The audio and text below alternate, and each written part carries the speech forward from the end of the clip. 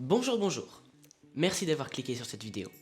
Si tu le veux bien, nous allons passer quelques minutes ensemble à parler, à découvrir le monde merveilleux de la myrmécologie. En français, la science des fourmis. Aujourd'hui dans cette vidéo, je vais agrandir le setup des Messor barbarus. Pour rappel, les Messor barbarus sont une espèce de fourmis dite granivore, c'est-à-dire que leur première source d'alimentation est constituée de graines. Cette espèce constitue la plus grande colonie de mon élevage, avec je pense 2000 ouvrières. Leur premier nid est un nid d'antslabs, qui mesure 25 cm de long et 20 cm de large. Autant dire que dans ce nid, on peut rentrer énormément de fourmis. La colonie a beaucoup évolué depuis maintenant 3 ans qu'elles sont dans mon élevage, et il était grand temps d'agrandir leur surface de nid. Pour cette occasion, j'ai décidé d'en profiter pour réorganiser totalement mon installation. La première étape de ce changement de setup a été de déplacer toutes les autres espèces de fourmis sauf les installations de mes Messor. Une fois que ça a été fait, je peux déplacer mes Messor. Il ne reste alors que le câble chauffant que j'ai décidé de débrancher et de ranger en raison des fortes chaleurs. Je le réinstallerai quand les températures se rafraîchiront. Une fois que le câble chauffant était rangé, j'ai pu m'attaquer à réinstaller les Messor juste après avoir lavé le meuble sur lequel sont installées toutes mes fourmis. Il avait en effet besoin d'un bon coup de chiffon. Le deuxième nid que j'ai décidé de leur installer est un nid venant de Fourmium. Il est en pierre reconstituée. La pierre reconstituée est une matière qui est totalement increusable pour toutes les espèces de fourmis.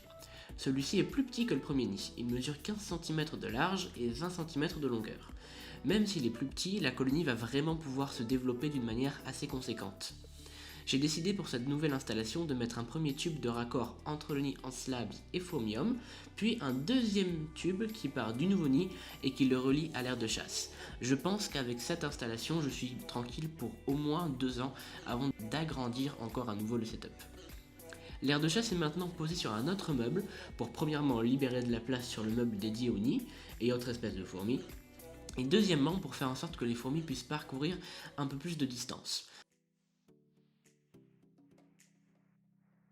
En effet, en nature, c'est une espèce qui peut parcourir des dizaines et des dizaines de mètres pour aller récolter des graines et autres.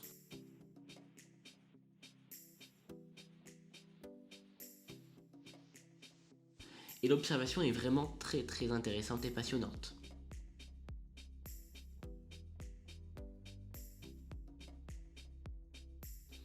Je profite de ces images pour répondre à un commentaire qui me demandait comment je m'étais lancé dans l'élevage de fourmis. Comme beaucoup de myrmécologues amateurs, je pense que cette passion m'est venue en tombant sur une vidéo de Tonton Snake et de ses élevages plus qu'impressionnants.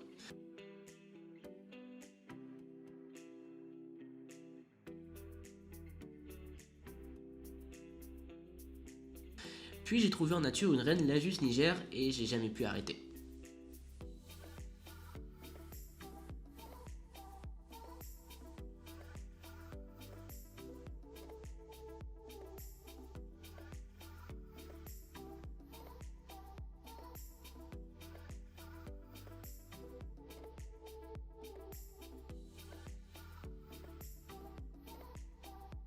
J'en profite aussi pour vous remercier de vos commentaires et de vos retours sur les 2 dernières vidéos, ça fait vraiment très plaisir.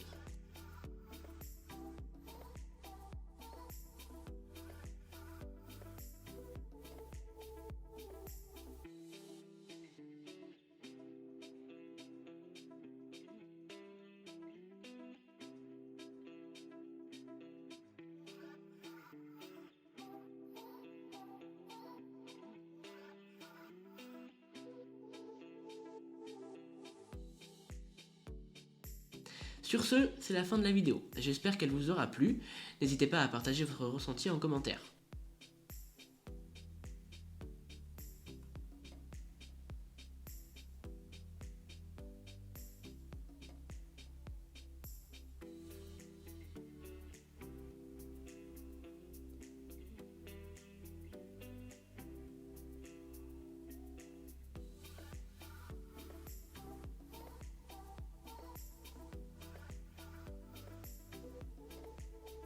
La prochaine vidéo concerne aussi les Messor barbarus et ça risque vraiment d'être quelque chose d'impressionnant, j'espère beaucoup que ça vous plaira. À la prochaine!